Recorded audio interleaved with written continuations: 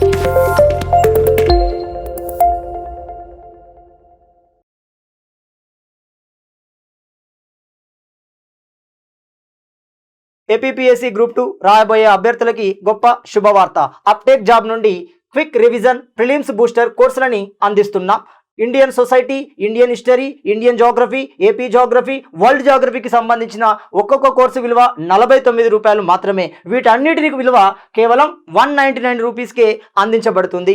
APPSC group 2 రాసే అభ్యర్థులకి ఒక గొప్ప శుభవార్త.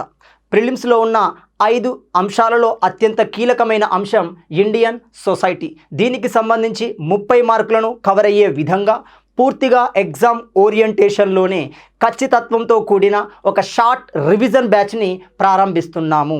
చరిత్రలో మొట్టమొదటిసారి అప్టేక్ జాబ్ నుండి ఈ ప్రయత్నం ప్రారంభించబడుతుంది. దీనిని ఉపయోగించి మీరు ప్రిలిమ్స్ పాస్ అవ్వాలని కోరుకుంటూ ఇప్పుడు ఆ ఇండియన్ సొసైటీకి సంబంధించిన షార్ట్ రివిజన్ బ్యాచ్ని ప్రారంభిద్దాం. ఇక్కడ సమాజ శాస్త్రం పరిచయం అంటాం, ఇంట్రడక్షన్ ఆఫ్ సోషియాలజీ అంటున్నాం. ఇక్కడ ఖచ్చితంగా ఎగ్జామ్లో మనకి ఒక క్వశ్చన్ వస్తుంది. అది అప్లికేషన్లో ఉండవచ్చు, లేదా డైరెక్ట్గా 4 ఆప్షన్ల రూపంలో కూడా ఉండడానికి అవకాశం ఉంటుంది. మరి ఈ ఏరియా నుండి ఎలా క్వశ్చన్ రావచ్చు, ఏ అంశం నుండి రావచ్చు అంటే అసలు ఈ సమాజ శాస్త్రం అంటే ఏంటి, దాని యొక్క డెఫినేషన్ ఏంటి, ఈ సమాజ శాస్త్రాన్ని సోషియాలజీ అనే పదాన్ని ప్రతిపాదించింది ఎవరు, మరి ఈ సోషియాలజీ అనే పదం ఏ విధంగా పరిణామంలోకి వచ్చింది, ఆ శాస్త్రవేత్తలు ఎవరు, దాని మీద క్వశ్చన్ అడుగుతున్నారు. ఇక్కడ సోషియాలజీ అనే పదం, ఈ సోషియాలజీ అనే పదాన్ని ప్రతిపాదించింది మనకి ఆగస్ట్ కామ్టే అవుతున్నాడు. ఎవరి ఆగస్ట్ కామ్టే అంటే ఫ్రాన్స్ దేశానికి చెందిన ప్రముఖ సామాజిక శాస్త్రవేత్త, సోషియాలజీ సైంటిస్ట్ మనకి ఆగస్ట్ కామ్టే. ఈ ఆగస్ట్ కామ్టే సోషియాలజీ అనే పదాన్ని ప్రతిపాదించడం జరిగింది. ప్రతిపాదించిన సందర్భాన్ని గమనిస్తే మనకి 1838వ సంవత్సరం. ఇది ఇంపార్టెంట్ చూడండి. కొన్నిట్లలో మనకి 1839 అని ఉంటుంది. ఇప్పటివరకు వచ్చిన ఎగ్జామ్లో తీసుకున్న ఆన్సర్ కేవలం 1838. కాబట్టి 1838నే ప్రిపేర్ కావాలి. సో 1838వ సంవత్సరం అంటే మనకేమొస్తుంది, 19వ శతాబ్దము వస్తుంది. మరి 19వ శతాబ్దంలోనే ఈ పదం ఏ విధంగా ఆవిర్భవించింది అంటే ఈ 19వ శతాబ్దం ప్రపంచ చరిత్ర గతిని మార్చిన శతాబ్దంగా భావిస్తాం. ముఖ్యంగా యూరప్ ఖండంలో ఈ పరిణామం అనేది ప్రారంభమైంది. ఎక్కడ? యూరప్ ఖండంలోని లండన్ కేంద్రంగా, లండన్లోని బెర్కెన్షైర్ అనే పట్టణం కేంద్రంగా జరిగిన ఈ పరిణామమే ఈ సోషియాలజీ అనే పదం రావడానికి మూల కారణం అవుతుంది. ఇక్కడ క్లియర్గా గమనిస్తే మరి ఏంటి ఆ పరిణామం అంటే పారిశ్రామిక విప్లవం ఆవిర్భవించడం, తద్వారా నూతన యంత్ర పరికరాలు ఆవిర్భవించాయి. నూతన యంత్ర పరికరాల ద్వారా వస్తు ఉత్పత్తి అనేది అనేక రెట్లు పెంచబడడం జరిగింది. మరి ఈ నేపథ్యంలో సమాజంలో అవకతవకలు అనగా భేదాలు తారతమ్యాలు అనేవి ఏర్పడ్డాయి. కొంతమంది పెట్టుబడిదారులుగా ఆవిర్భవించారు, కొంతమంది కూలీలు లేదా కార్మికులుగా ఆవిర్భవించడం జరిగింది. తద్వారా సమాజంలో పొరపచ్చలు అనేవి ఏర్పడ్డాయి. మరి వీటిని అధ్యయనం చేసిన ఆగస్ట్ కామ్ట్ ఎక్కడ అధ్యయనం చేశాడు? ఫ్రాన్స్ దేశంలో అధ్యయనం చేయడం జరిగింది. అధ్యయనం చేసిన ఈ ఆగస్ట్ కామ్ట్ మొదటిసారిగా ఈ సమాజ శాస్త్రాన్ని సోషల్ ఫిజిక్స్గా పేర్కొనడం జరిగింది, సామాజిక భౌతిక శాస్త్రంగా పేర్కొనడం జరిగింది. అంతేకాకుండా దీనికి సోషియాలజీ అనే పదాన్ని ప్రతిపాదించాడు. ఇప్పటికీ మనం సమాజ శాస్త్రాన్ని సోషియాలజీ అనే పదంతోనే ఉపయోగించడం జరుగుతుంది. అందువలనే ఫ్రాన్స్ దేశానికి చెందిన ఆగస్ట్ కామ్ట్ని మనము ఫాదర్ ఆఫ్ సోషియాలజీగా పిలవడం జరుగుతుంది. క్లియర్. మరి ఇలాంటి సోషియాలజీ అనే భావనని భారతీయ సమాజానికి పరిచయం చేసిన వ్యక్తి ఎవరు? భారతీయ సమాజంలో ఎక్కువగా విస్తృత పరిశోధనలు చేసిన వ్యక్తి ఎవరు? అతడే ఫౌండింగ్ ఫాదర్ ఆఫ్ ఇండియన్ సోషియాలజీగా పిలువబడతాడు. భారతీయ సామాజిక శాస్త్ర పితామహుడు అవుతున్నాడు. అతడే జిఎస్ గరియే అంటున్నాం. మరి జిఎస్ గరియే ఎవరు అంటే గోవింద్ సదాశివ్ గరియే అంటాం. ఇతడే మనం గమనిస్తే ఈ గోవింద్ సదాశివ్ గరియేని the founding father of Indian sociology అంటున్నాం. The father of sociology Auguste Comte అవుతున్నాడు. ఇక్కడ క్లియర్గా గమనించాలి. మరి ఈ ఆగస్ట్ కామ్ట్ను గమనిస్తే రాసిన గ్రంథాలు, పాజిటివ్ ఫిలాసఫీ అనే గ్రంథాన్ని రాశాడు. ఈ గ్రంథంలో సమాజ శాస్త్రం యొక్క లక్షణాలను వివరించడం జరిగింది. దీని ప్రకారం గనుక గమనిస్తే సమాజంలో ఉన్న వివిధ రకాల సంస్థలు, వివిధ రకాల సంస్కృతుల యొక్క సమ్మేళనం గురించి చదవడాన్ని సమాజ శాస్త్రము అన్నాడు. ఇక్కడ సంస్థలు ఏంటి? సోషియలాజికల్ ఇన్స్టిట్యూషన్స్ అంటున్నాం. బంధుత్వం ఒక సంస్థ, కుటుంబం ఒక సంస్థ, విద్యా వ్యవస్థ ఒక సంస్థ, ఆర్థిక సంస్థ ఒక సంస్థ. ఇట్లాంటి మనకి 6కు పైగా సంస్థలు మనకు సమాజంలో కనబడతాయి. ఇలాంటి సంస్థలు వివిధ రకాల సంస్కృతుల యొక్క సమ్మేళనం గురించి చదవడాన్ని మనము సమాజ శాస్త్రము అంటున్నాము. ఆ వివరణ మనకి పాజిటివ్ ఫిలాసఫీలో కనబడడం జరుగుతుంది. మరి ఈ సమాజ శాస్త్రానికి సంబంధించిన పదమైన సోషియాలజీ మరి ఎక్కడి నుండి వచ్చింది? ఏ భాషా పదజాలం నుండి తీసుకోబడింది? గమనిస్తే ఇక్కడ సోషియాలజీ అనే పదం సోషియాలజీ అనే పదం సోషియో అనే లాటిన్ పదజాలం నుండి రావడం జరిగింది. ఇది వెరీ వెరీ వెరీ ఇంపార్టెంట్. ఎందుకంటే ప్రతి పదం కుటుంబము అనే పదం, కులము అనే పదం, మతము అనే పదం, ట్రైబల్స్ అనే పదాలు ఎక్కడి నుండి తీసుకోబడ్డాయో గమనించాలి. అప్పుడు క్లియర్గా గమనిస్తే సోషియో అనే పదము మనకి లాటిన్ భాషా పదం నుండి, లాటిన్ భాషా సమూహం నుండి తీసుకోబడింది. మరి ఈ లాటిన్ భాషలో సోషియో అంటే అర్థం ఏమిటి? So what is the definition? So what is the meaning of socio in Latin language అంటున్నాం. మరి ఏంటి ఈ లాటిన్ భాషలో సోషియో అంటే? సహచరుడు అని అర్థం, లేదా కామ్రేడ్ అని అర్థం, లేదా అసోసియేట్ అంటాం. ఈ పదాలన్నీ దానికి వివరణే. సహచరుడు అన్నా, కామ్రేడ్ అన్నా, అసోసియేట్ అన్నా ఒకరే. ఇది లాటిన్ భాషలో సోషియాలజీకి, సోషియో అనే పదానికి అర్థమవుతుంది. క్రమంగా ఇప్పటికీ మనము సోషియాలజీ అనే పదాన్ని ఉపయోగిస్తున్నాం. ఇక్కడ ఒక చిన్న కాంట్రవర్సీ ఉంటుంది చూడండి. ఎప్పుడైతే ఆగస్టు కోమ్ట్ సోషియాలజీ అనే పదాన్ని ప్రవేశపెట్టాడో అదే సందర్భంలో మరో సామాజిక శాస్త్రవేత్త, అతడే మనకి జాన్ స్టూవర్ట్ మిల్ అంటున్నాం. ఈ జాన్ స్టూవర్ట్ మిల్ ఏం చేశాడు? సోషియాలజీని ఎథినాలజీ అనే పదాన్ని ప్రతిపాదించాడు. అంటే సమాజ శాస్త్రానికి, సమాజం యొక్క లక్షణాలు కలిగిన సమాజ శాస్త్రానికి ఎథినాలజీ అనే పదాన్ని ప్రతిపాదించిన వ్యక్తి ఎవరవుతున్నారు అంటే జాన్ స్టూవర్ట్ మిల్ అవుతున్నాడు. కానీ ఇప్పటికీ మనం ఉపయోగించేది సోషియాలజీ అనే పదాన్నే ఉపయోగిస్తున్నాం. అందుకే ఆ సేవలకు గాను ది ఫాదర్ ఆఫ్ సోషియాలజీగా ఆగస్టు కామ్టేను పిలవడం జరుగుతుంది. రెండో అంశాన్ని గమనిస్తే సామాజిక నిర్మితి అంటాం, సోషల్ స్ట్రక్చర్ అంటున్నాం. సోషల్ స్ట్రక్చర్ అంటే ఒక సమాజంలో వివిధ రకాల సంస్థలు ఉంటాయి, వివిధ రకాల సంస్కృతులు ఉంటాయి. ఇవి ఏ విధంగా అమర్చబడ్డాయి, వీటి యొక్క క్రమానుగత శ్రేణి ఏ విధంగా ఉంది, వీటి యొక్క అమరిక ఏ విధంగా ఉంటుంది, దాన్నే మనం ఏమంటున్నాం? సామాజిక నిర్మితి లేదా సోషల్ స్ట్రక్చర్ అంటున్నాం. మరి సోషల్ స్ట్రక్చర్ అనే పదాన్ని మొదటగా ఉపయోగించింది ఎవరు? గమనిస్తే ఇక్కడ సామాజిక నిర్మితి అనే పదం వాడింది మొదటి వ్యక్తి హెర్బర్ట్ స్పెన్సర్ అవుతున్నాడు. Very very important. సోషియాలజీ అనే పదం అయితే ఆగస్టు కోమ్ట్, సామాజిక నిర్మితి అనే పదం అయితే హెర్బర్ట్ స్పెన్సర్ అవుతున్నాడు. మరి ఇక్కడ క్లియర్గా గమనించాలి. మళ్ళీ ఇక్కడ ఒక కాంట్రవర్సీ వచ్చింది. ఈ సామాజిక నిర్మితి అనే పదాన్ని మరో పదంతో ప్రతిపాదించాడు. ఆ వ్యక్తే ఎమైలీ డర్క్హైమ్. ప్రముఖ సామాజిక శాస్త్రవేత్తల్లో ముఖ్యమైన వ్యక్తి ఎమైలీ డర్క్హైమ్. ఇతడేమన్నాడు? ఈ సామాజిక నిర్మితిని సోషల్ ఫిలాసఫీ అనడం జరుగుతుంది. అక్కడ చూడండి, జాన్ స్టూవర్ట్ మిల్ సోషియాలజీని ఎథినాలజీ అన్నాడు. ఇక్కడ ఎమైలీ డర్క్హైమ్ సామాజిక నిర్మితిని సోషల్ ఫిలాసఫీ అనడం జరుగుతుంది. క్లియర్. సామాజిక నిర్మితి అనగా సమాజంలో వివిధ అంగాలు వివిధ స్థాయి రూపంలో అమరి ఉండటం అంటున్నాం. అవి ఏ రూపంలో అమరి ఉన్నాయి? ఇప్పుడు భారతీయ సమాజానికి ఒక సోషల్ స్ట్రక్చర్ ఉంటుంది. ఇప్పుడు లండన్ సమాజానికి ఒక సోషల్ స్ట్రక్చర్ ఉంటుంది. రష్యా సమాజానికి ఒక సోషల్ స్ట్రక్చర్ ఉంటుంది. మీరు క్లియర్గా గమనిస్తే రష్యా విప్లవాన్ని గమనించండి, ఒక క్లారిటీ వస్తుంది. లండన్ రక్తపాత రహిత విప్లవాన్ని గమనించడం ఒక క్లారిటీ వస్తుంది. అమెరికా విప్లవాన్ని గమనించడం ఒక క్లారిటీ వస్తుంది. ఆ అంతస్తులు కనబడతాయి. ఇప్పుడు సింపుల్గా మనం గమనిస్తే ఇప్పుడు ఋగ్వేదాన్ని గమనించండి. దీనికి ఒక బెస్ట్ ఎగ్జాంపుల్ చూసుకోవచ్చు. ఋగ్వేదాన్ని గమనించండి. ఋగ్వేదం ఏమవుతుంది? ఋగ్వేదంలోని పురుష సూక్తం 10వ మండలం పురుష సూక్తం ఏమని చెప్తుంది? చాతుర్వర్ణ వ్యవస్థ గురించి వివరణ ఇవ్వడం జరుగుతుంది. అంటే సమాజంలో వ్యక్తులు వర్ణం ఆధారంగా విభజించబడ్డారు. బ్రాహ్మణులు పై అంతస్తులో ఉంటారు, తర్వాత క్షత్రియులు, ఆ తర్వాత వైశ్యులు, తర్వాత ఏమవుతున్నారు? శూద్రులు ఉన్నారు. ఇలా ఒక అమరిక అనేది ఉంటుంది, ఒక స్ట్రక్చర్ అనేది ఉంటుంది. దాన్ని మనము సామాజిక నిర్మితి అంటున్నాం. నెక్స్ట్ మూడో అంశాన్ని గమనిస్తే సమాజం యొక్క పరిణామం, ద ఎవల్యూషన్ ఆఫ్ సొసైటీ. మరి ఏ విధంగా పరిణామం చెందుకుంటూ వచ్చింది? ప్రస్తుతం ఉన్న సమాజం మొదట కూడా ఏ విధంగా ఉందా అంటే లేదు. ప్రాచీన సమాజానికి ఇప్పటి సమాజానికి చాలా మార్పులు వచ్చాయి. చాలా రకాల ఇన్వెన్షన్స్, కనుగొనడం అనేది అనేక రకాలుగా జరిగింది. అనేక రకాల విప్లవాలు అనేవి వచ్చాయి. అనేక రకాల ఆవిష్కరణలు రావడం ద్వారా సమాజంలో అనేక మార్పులు వచ్చాయి. మరి ఆ మార్పులు ఏ విధంగా ఉన్నాయి, దాన్ని మనం సమాజం యొక్క పరిణామంగా గమనించవచ్చు. ఎవాల్యూషన్ ఆఫ్ సొసైటీ అంటాం. అది గమనిస్తే మొట్టమొదటిసారిగా ఈ భూమండలం మీద, అది ప్రపంచం మొత్తం తీసుకోండి, ఈ భూమండలం మీద ముఖ్యంగా కార్ల్ మార్క్స్ ఈ వివరణ ఇవ్వడానికి ప్రయత్నం చేశాడు. కార్ల్ మార్క్స్ ఏమన్నాడు? మొట్టమొదటి సమాజం ఆదిమ కమ్యూనిజం లక్షణాన్ని కలిగి ఉంది అన్నాడు.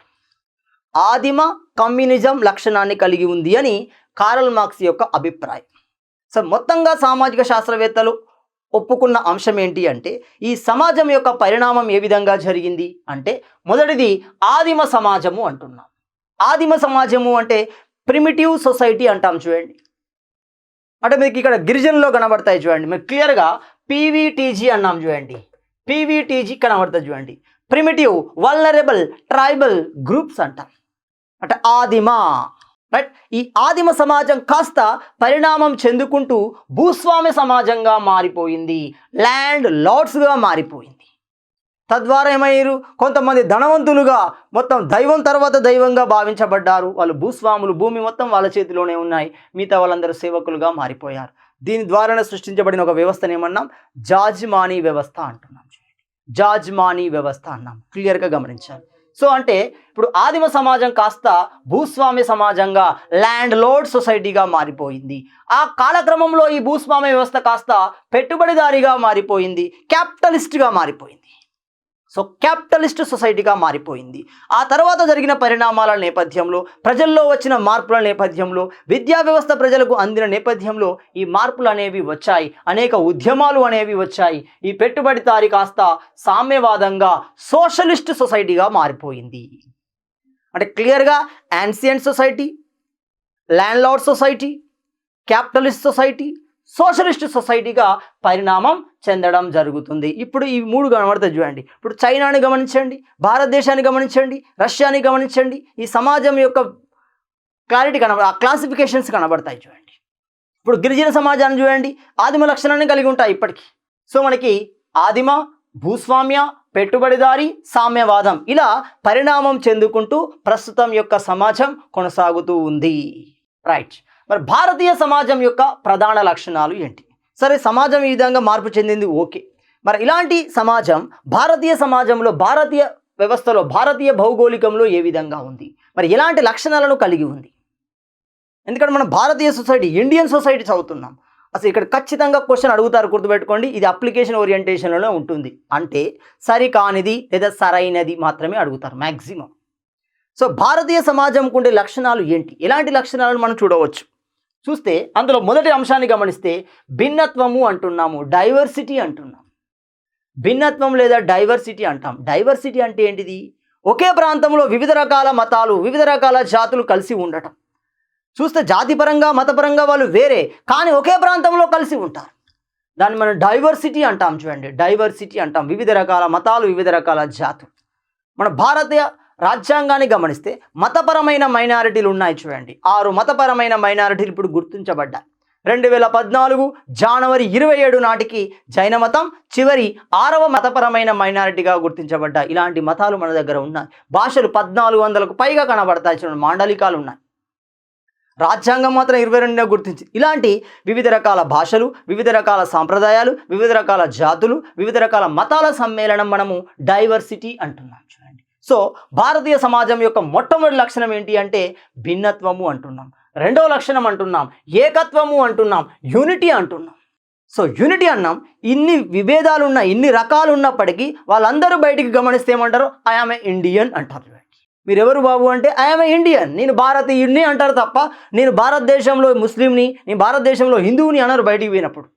క్లియర్గా చెప్పేది I am a Indian, I am a Indian citizen అంటాం. చూడండి, దీన్ని మనం ఏకత్వము అంటాం, యూనిటీ అంటున్నాం.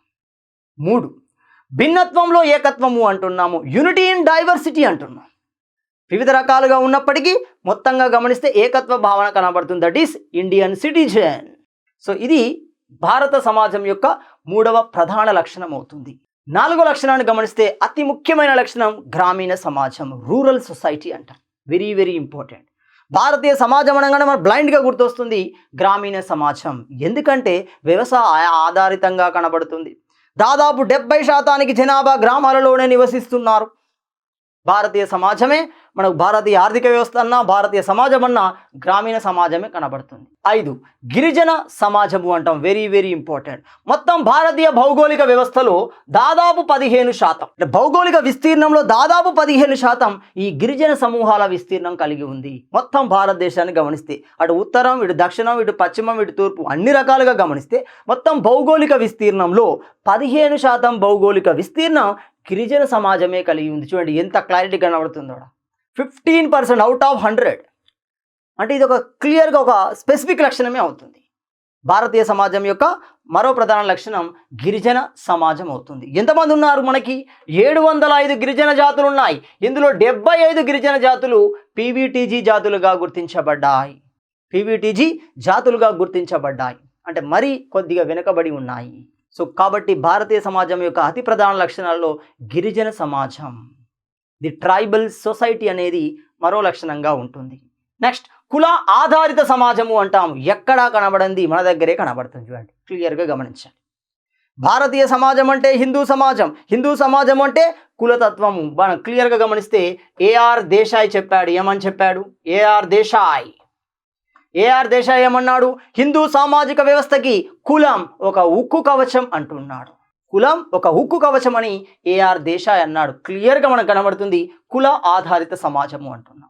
మరో లక్షణం ఉమ్మడి కుటుంబము అంటాం. జాయింట్ ఫ్యామిలీ అన్నాం. ఇప్పుడు జాయింట్ ఫ్యామిలీ లేదు, న్యూక్లియర్ ఫ్యామిలీ వైపు వెళ్ళింది. అంటే మొదటి చిన్న కుటుంబాల వైపు వెళ్ళిపోతున్నాయి. ఈ జాయింట్ ఫ్యామిలీ కాస్త చిన్న కుటుంబాల వైపు వెళ్ళిపోతున్నాయి. జరిగిన పరిణామాల నేపథ్యంలో ఇద్దరు సంపాదించాల్సి వచ్చింది. ఆ సంపాదన సరిపోయిన నేపథ్యంలో భవిష్యత్తును ఆలోచిస్తూ ఈ కుటుంబాలు కాస్త విచ్ఛిన్నమవుతున్నాయి. భారతీయ సమాజం యొక్క అతి ముఖ్య లక్షణాల్లో ఒకటి ఉమ్మడి సమాజం, జాయింట్ ఫ్యామిలీ సిస్టమ్ అంటున్నాం. నెక్స్ట్ జాజ్మానీ వ్యవస్థ. ఇది వెరీ వెరీ ఇంపార్టెంట్. జాజ్మాన్ అనేది యజమాన్ అనే ఒక సంస్కృత పదం నుండి ఆవిర్భవించింది. యజమాన్ అంటే అర్థం యజ్ఞం చేయువాడు అని అర్థం. మరి ఆ యజ్ఞానికి కావలసిన వస్తువులని, ఆ యజ్ఞానికి కావలసిన సేవలను అందించే వ్యక్తులని కామిన్ అంటాం. చూడండి కామిన్, లేదా వారిని మనం ఏమంటాం?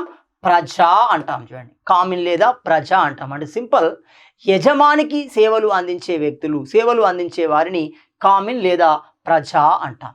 మరి ఇలాంటి జాజ్మానీ వ్యవస్థ మనకు భారతీయ సమాజంలో స్పష్టంగా కనబడుతుంది.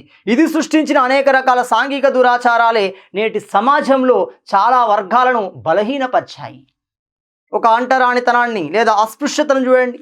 సో ఇది జాజ్మానీ సిస్టమ్ వలనే ఒక వెట్టిని, ఒక బగీలాని, ఒక జోగిని సిస్టాన్ని, ఒక దేవదాసిని ఇలాంటివి గమనిస్తే ఇవన్నీ ఈ జాజ్మానీ వ్యవస్థ యొక్క రూపాలే, సృష్టించిన రూపాలుగానే మనం భావించవచ్చు.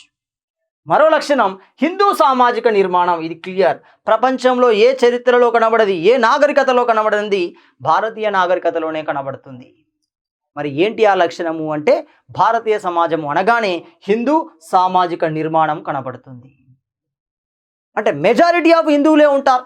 అన్ని రకాల మతాలలో దాదాపుగా 80%, 79.4 అనుకోండి, దాదాపుగా 80% జనాభా హిందూ సమాజానికే చెందింది, హిందూ మతానికే సంబంధించిన వ్యక్తులు. కాబట్టి మెజారిటీ వారి యొక్క ఇంపాక్ట్ అనేది భారతీయ సమాజంలో కనబడుతుంది. ఎక్కడ చూసినా హిందుత్వం యొక్క లక్షణం స్పష్టంగా గోచరిస్తాయి. ఎందుకంటే భారతదేశం మీద అనేక రకాల జాతులు, అనేక రకాల మతాల వారు, అనేక రకాల విదేశీయులు దాడి చేసినప్పటికీ కాలక్రమంలో వాళ్ళందరూ హిందూ మతంలోనే విలీనమయ్యారే తప్ప వారి మతాన్ని ఇక్కడ సృష్టించలేకపోయారు, వారి విధానాన్ని ఇక్కడ ఇంప్లిమెంట్ చేయలేకపోయారు. వాళ్ళే క్రమంగా మనకు అడాప్ట్ అయిపోయారు. సో హిందూ మతం యొక్క గొప్పతనం క్లియర్గా కనబడుతుంది. హిందూ సామాజిక నిర్మాణం. చివరి అంశం గమనిస్తే పితృస్వామ్య సమాజము అంటాం. Very very important. ఒక సింధు నాగరికత తప్పితే మొత్తం భారతీయ సమాజం కనబడితే మనకు పితృస్వామ్యం, దాన్ని మనము ప్యాట్రియార్కియల్ సొసైటీ అంటాం. అంటే ఆ కుటుంబానికి యజమాని తండ్రి అవుతాడు. ఆ కుటుంబం యొక్క బాధ్యతలు మొత్తం తండ్రి ఆధీనంలోనే ఉంటాయి. సో అలాంటి కుటుంబాలు కలిగిన సమాజాన్ని మనం ఏమంటాం? పితృస్వామ్య సమాజము అంటున్నాము. సో పితృస్వామ్య సమాజం కూడా భారతీయ సమాజం యొక్క అతి ముఖ్యమైన లక్షణాలు. ఇప్పుడు క్వశ్చన్ క్లియర్గా అడుగుతారు, క్రింది వాణిలో భారతీయ సమాజం యొక్క లక్షణం కానిది. అంతే చూడండి, వాడు మొత్తం ఇవన్నీ గుర్తుండాలి. ఏదో ఒకటి తప్పిస్తాడు. ఇక్కడ మ్యాక్సిమం ఇక్కడ తప్పేయడానికి ఛాన్స్ ఉంది.